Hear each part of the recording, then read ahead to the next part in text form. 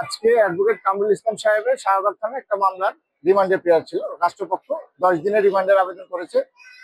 আমরা কোর্টকে বলেছি যে এই মামলা প্রায় 4 মাস আগে তাকে যখন সোনারেজ দেখানো হয় তখন কোনো রিমান্ডের প্রেয়ার ছিল না।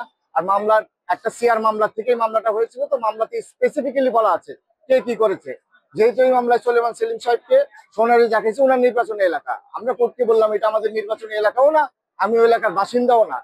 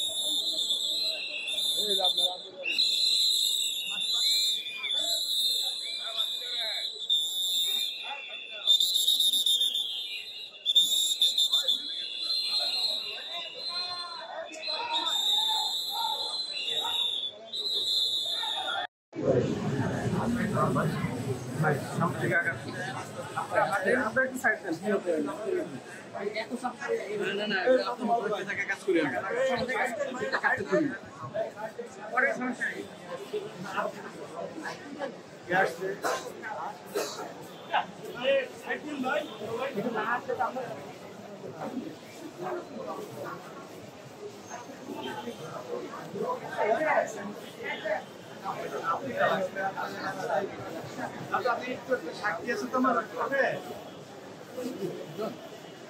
আমি আইতেছি।